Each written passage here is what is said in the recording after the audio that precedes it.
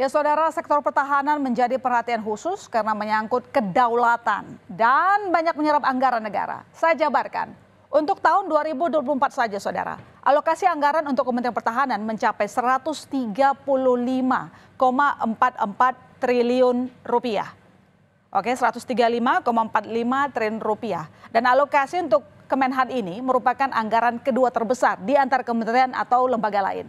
Namun anggaran 2024 ini untuk Kemenhan turun 8,82 triliun rupiah dibanding tahun lalu. Sementara di tahun 2022, anggaran untuk Kemenhan mencapai 150,44 triliun rupiah dan 2021 sebanyak 125,89 triliun rupiah. Lalu anggaran sebesar ini untuk apa saja? Nah, ya diantaranya seperti untuk program modernisasi alutsista, non-alutsista, dan sarana prasarana pertahanan sampai untuk belanja pegawai. Oke, lalu seberapa kuatnya sektor pertahanan Indonesia? Kita akan lihat melalui peringkat kekuatan militer yang dinilai sebagai barometer kekuatan, hard power, yang membuat negara bisa bersaing dalam aspek pertahanan. Mengutip situs pemeringkat militer dunia Global Firepower, menempatkan kekuatan militer Indonesia berada di peringkat ke-13 dari 145 negara, saudara, atau naik 2 peringkat dibanding tahun lalu. Tapi harus digarisbawahi bahwa ranking ini mempertimbangkan sekitar 60 faktor penentu, seperti kecanggihan peralatan, keuangan, hingga sumber daya.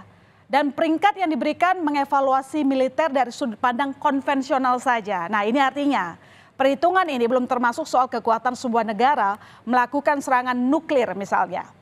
Nah, militer Indonesia didukung teknologi dan alutsista di berbagai lini, saudara. Di Angkatan Udara, militer Indonesia memiliki 466 unit kekuatan udara, TNI Angkatan Darat memiliki 12.952 kekuatan darat, dan TNI Angkatan Laut memiliki 574 kekuatan laut. Ya, tak hanya soal pertahanan, debat ketiga nanti juga membahas tentang geopolitik. Saat ini saja Indonesia dihadapkan dengan situasi geopolitik global yang tak menentu. Seperti masalah pengungsi Rohingya yang melarikan diri dari Myanmar. Kita tahu, saudara, lebih dari 1.600 jiwa lebih yang mendarat di Aceh hingga di Serdang.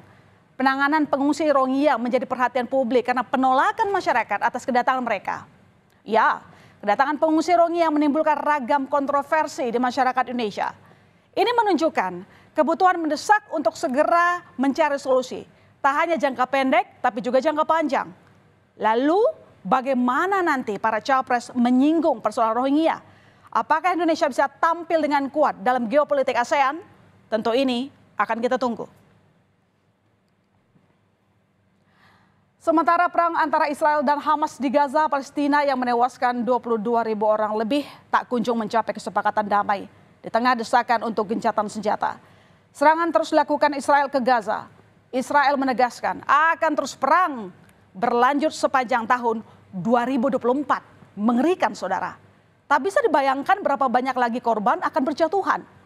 Bagaimana para calon presiden memaparkan gagasan untuk menjawab tantangan geopolitik ini. Bagaimana para capres memaparkan strategi memaksimalkan peran Indonesia yang memiliki politik luar negeri bebas aktif dan sebagai middle power dalam geopolitik. Kita nantikan ketegasan, ketangkasan para capres menjelaskan semua ini.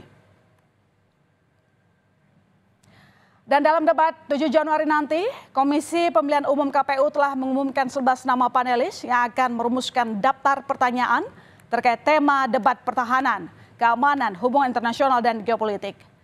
Tapi 2 dari 11 panelis ini dari Universitas Pertahanan.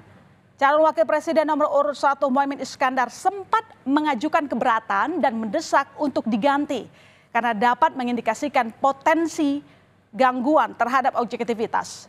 Namun Ketua KPU Hashim Asyari meyakini para panelis terpilih akan menjaga integritasnya.